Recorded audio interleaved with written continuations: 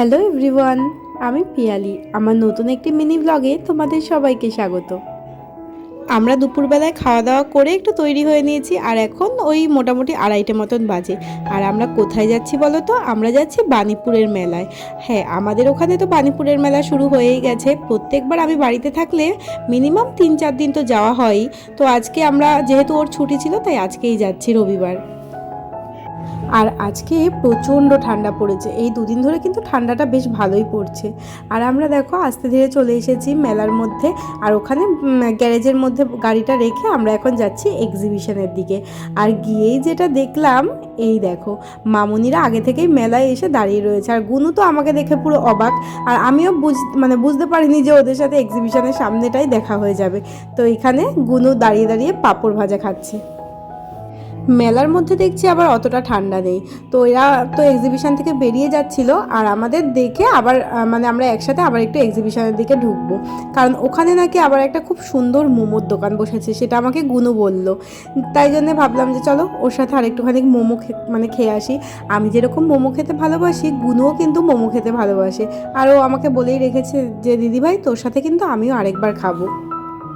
আর পুরো এক্সিবিশনটা যেহেতু মামাদের ঘোরা হয়ে গেছে, ওই জন্য আমি আলাদা করে আর গেলাম না। ওই আশপাশ থেকে একটুখানি ঘুরে এই মোমোর দোকানটা এসেছি মোমো খেতে। যাদের বাণীপুর আর হাবড়া এরিয়ার মধ্যে বাড়ি, তারা তো নিশ্চয়ই প্রতিদিন একবার করে মেলায় আসো। আমিও জানো তো আসতাম বিয়ের আগে, প্রায় 7 দিনের মধ্যে হয়তো 4-5 দিনই আসতাম। একবার আমি মিস্টার দাসের সাথে আসতাম, একবার এক মামার মেয়ের সাথে, বাড়ির লোকের সাথে, সবার সাথে একবার করে আসতাম। তো এদিকে দেখো এক্সিবিশন থেকে আমরা মেলার মাঠে ঢুকে গেছি। আর এখানে কি সুন্দর এরকম পালক দেওয়া, এগুলোকে কি বলে জানি না, ওই ক্রাউন টাইপের, এগুলোই আবার আলো জ্বলে। ওগুলো একটু গুনুর মাথায় বসিয়ে দেখছিলাম। কিন্তু এগুলো এতটাই বড় যে ওর মাথা ছাড়িয়ে আরও ভেতরের দিকে ঢুকে যাচ্ছে। এখন যে ঠান্ডা পড়েছে, তো গুনুর ঠান্ডা লেগে গেছে এমনিতেই, যাতে আর বেশি ঠান্ডা না লাগে ওই জন্য একটু বিকেল বিকেল করেই এসেছে, যে সন্ধ্যের আগে ওরা আবার মেলা থেকে বেরিয়ে যাবে।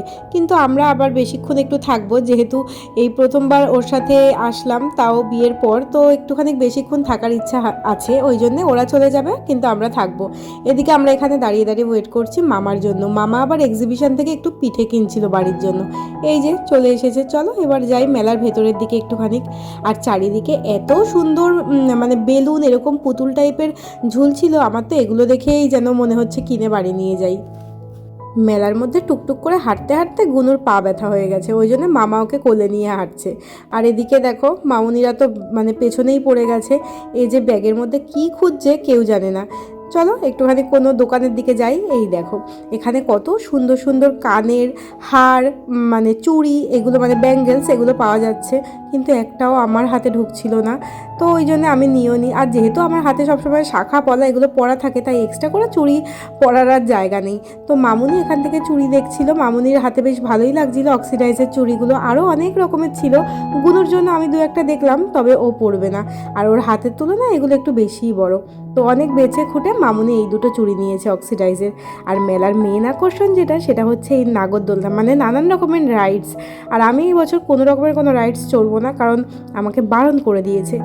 আর এই দিকে গুনুকে একটা কটন ক্যান্ডি কিনে দিয়েছে ও দাদা ভাই, কারণ ও সারা মেলা এই একটা জিনিসের জন্যই বায়না করেছে, সেটা হচ্ছে কটন ক্যান্ডি।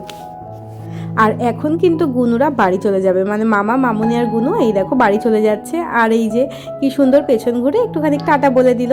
তো ওরা চলে গেছে, আর আমরা আবার মেলার মধ্যে এসেছি। আমি একটুখানি কানের দুল দেখছিলাম। অনেক দিন হয়ে গেল আমি কোনো বড় বড় কানের দুল পরি না।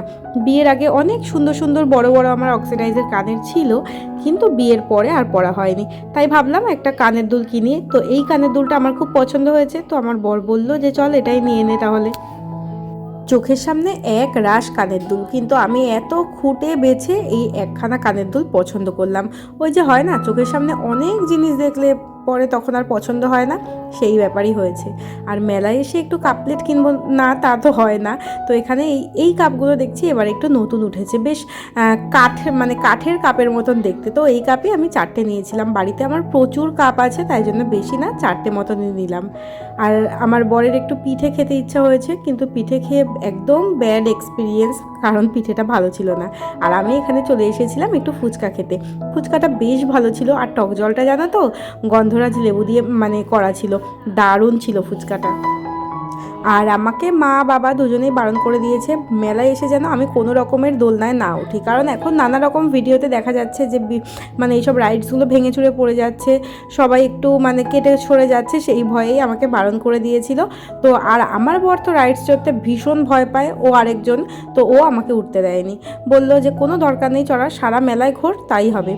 তো ওই জন্যে আমার এবারে আর মানে সেই ভয়ে রাইডসে ওঠা হলো না। তো এখানে একটু গরম গরম চা খেয়ে নিলাম ফুচকা খাওয়ার পর, আর তারপর এই বেলুনগুলো দেখে তো আমার মনটা পুরো একদম নেচে নেচে উঠলো, কারণ এই বেলুনগুলো আমার ভীষণ পছন্দ। আর এই দেখো কি সুন্দর ফুলের মতন স্মাইলি দেওয়া একটা বেলুন। আর এই বেলুনগুলো দেখে আমার বর তো কিনে নেওয়ার কথাই বলছিল, যেহেতু আমার পছন্দ হয়েছিল।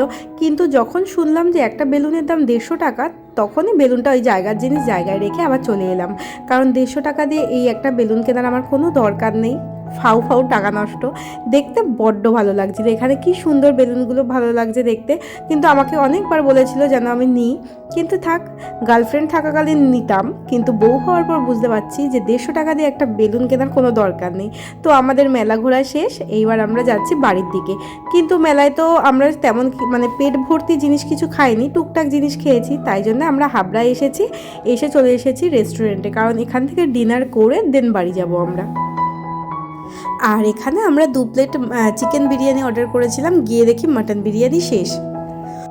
বিরিয়ানিটা কোয়ান্টিটিতে প্রচুর পরিমাণে ছিল, আমার পক্ষে একা শেষ করা তো একদমই অসম্ভব। আর আমার পর সবসময় যাই কিছু খাক না কেন, আমি যদি সামনে থাকি তাহলে প্রথম গালটা আমার মুখেই গুজে দেয়, তো যথারীতি সেটাই হলো। তো চলো, সেদিনকের বিরিয়ানিটা মোটামুটি ভালোই ছিল। আর আমরা এখানে খাওয়া দাওয়া করে তারপর বাড়ি চলে গেছিলাম। তো ভিডিওটা আজকে এই পর্যন্তই, ভালো লাগলে একটা লাইক করে দিও, টাটা।